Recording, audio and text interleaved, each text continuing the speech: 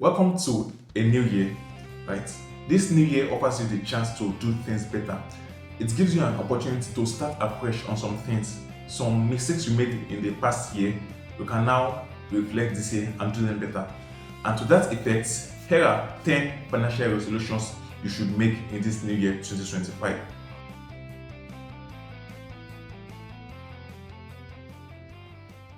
Resolution 1: track your spending.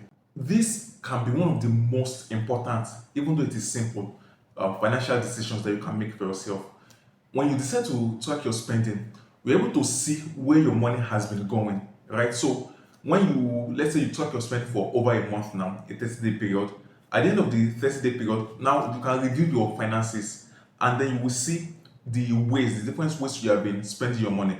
And then when you review this, you can really decide if how you have been spending your money, if it aligns with your visions and your goals and also your personal values. And to assist you with that, I'll be sharing with you one free expense tracker template. You'll see the link in the description. Resolution number 2: build an emergency fund. Just imagine this. What happens if, let's say, you lost your job today, right? God forbid bad things happen, but then life, bad things happen to us all eventually. So let's say you lose your job today, or what if you are hit with an emergency, or maybe one very important purchase just comes up that you need to make. Where do you get the money for that? Do you have to go into debt, right? Do you borrow loans to be able to clear that? Well, this is where an emergency fund comes in.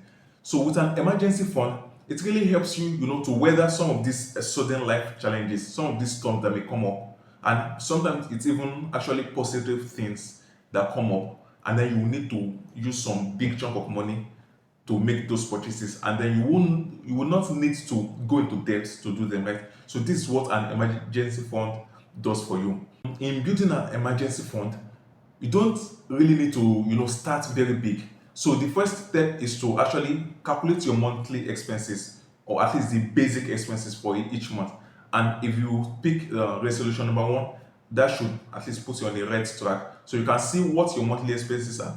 And then, but most people advise that you try to save up maybe up to 3 to 6 months of expenses, right, as your emergency fund. So this helps you that in case, even if you do lose your job, you have peace of mind within the next 3 to 6 months to look for something that will align with your value, to look for a job with peace of mind. You would not need to just rush with the to the first thing that comes because you are desperate. So this is how an emergency fund helps you. Resolution number 3 is to pay yourself first.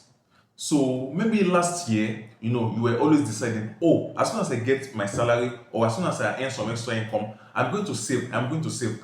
And then you realize that at the end of the day, you get this money. Before you know what happens, the money has finished. Where is your saving? Well, nowhere. So when you talk about saving, paying yourself first, this is where it gets helpful. So what you do is, anytime you earn income, so whether your salary, wages, or any extra bit of money, right? So you already make a decision. You are saving a certain percent of that income. And what you now do is that when this income comes in, you save first. So you don't, start spending, then you try to save what is left. Instead, you remove your savings first, put it where you should save it. Then after that, you can live on whatever is the rest. So that is number 3. Resolution 4 is to start investing. Now, for many people, they think, oh, I don't have a lot of money now, so obviously investment is not for me. Right? Investing is for the ultra wealthy, super rich, and all of that. But actually, that is very false. Investing is for everyone. Investing should be a human activity, not an activity reserved only for the rich. And now, how do you start investing? So, especially nowadays, there are just a lot of platforms, right, that offers you investment opportunities. And when I talk about investment opportunities, I'm not talking about get rich quick schemes and all of these other kinds of Ponzi schemes. I'm talking genuine platforms. So, like for example, RiseVest, Cowrywise, and many others like that. If you're in Nigeria, and also for other countries, you have investment options, right? So, what you want to do, of course, fair warning, is number 1, educate yourself. So before you begin to invest in anything, first go through some financial education. and which thankfully you are watching this channel. So that's one of the things I offer you here. And you can also search online. So actually educate yourself on the different kinds of investment opportunities that are available. So for example, we have stocks investment, we have real estate investment, we have ETFs, we have government bonds, and so on and so forth, right? So the first thing you should do, of course, educate yourself on the investment opportunities available. And then second thing, of course, is to now decide on which of this is best for you. Right? So because all these different investment opportunities, they comes with their different levels of risks and rewards. Right? So generally, as a general principle, the higher the risk, the higher the reward. So you want to know what's your risk appetite. So if you have low risk appetite, invest in opportunities that are low risk. And if you have higher risk appetites, you can look at maybe something like stocks, for example. Right. So number one, educate yourself. Number two, decide which is best for your risk appetite. And fair warning, please, as much as we have investment platforms, so platforms that offer you investments, we also have even more platforms that want to take your money, right? So all these scams and Ponzi schemes. So some of them, at the very beginning, it will look legit, but eventually you are going to lose your money. So please, before you choose anywhere to invest in, please do your due diligence. Thank you. Resolution number five is to cut all unnecessary expenses. So if you picked resolution number one, it will really help you, right, to look at your expenses. So what are the things you have been spending your money on? And another thing is just look at your bank statement, right? So what areas have you been spending your money? And then review all of these things. Are these things really necessary? Are all of them necessary? So for example, a Netflix subscription, do you really need it? Even if you need a Netflix subscription, like what tier do you need, right? Look at all the recurring subscriptions that you have. Look at all the different ways your money have been going. Do you need all of these things? Look around your home. Look at all the things that you own. Do you really need all of them to live a happy life? Right? Look at the kind of things you own. Do you have designer brands? Do you really need big name brands? What of more generic brands that can actually serve the same purpose? Right? So you want to take a look, like take an audit of all of your expenses, all of the different ways you have been spending your money, and then all the ones that you see they are not really moving you towards your financial goal, then you can cut them off. Of course, this not me saying that you should become miserly, right? So you should just never spend money on anything except for the very basics. We are humans. We need some of these things. You want to have enjoyment, but just apply your sense. Resolution six is to increase your income. The internet has really made it so much easier for you if you want to earn more. So there are just so many ways. Maybe the skill you use at work, for example, maybe you can also find a way to offer it to other people, maybe online or in some other areas, right? So you can offer your skills. Maybe you know how to create some things. There are people who can create bags, shoes, maybe arts that you can sell online, right? Maybe you can just look for all of these freelancing platforms, right? So you look around them. Maybe there are some things you know how to do. May not even be what you use at work, right? But these other skills that you have that you can make money off of. Another one, of course, you can start a YouTube channel. You can start a blog. There are just like basically endless opportunities for you to earn more money. So what you want to do is you want to research all of these different areas and look at which one of them best fits your personality type, and then start something on that. Number seven is to pay off your debts. Debt can be a very dangerous thing, depending on how it is anyway. So, for example, there's this concept of bad debts and good debts. So, if your debt, for example, is actually helping you to make more interest, maybe the interest you are earning from this debt is actually more than the interest you are paying on it, then fine, it's a good debt. But if it's actually, taking more money from you, more than it's giving you, then, you want to pay it off as soon as possible. So there are different strategies of paying off debts. So there's one called the avalanche strategy. So which is look at all your debts, then which one is, the highest interest one of them. So you want to tackle that first, and then as you pay off that one, then you go lower down the list, right? So that is one method. Generally, that is what I advise. So if you have high interest debts, pay those one off first aggressively. Put all your energy in paying them off, and then you can move on to lower interest debts. So now you may be wondering, so how do I manage paying off debt with savings? And for me, what I do advise generally is that if you have high interest debts, focus on that, pay it off first.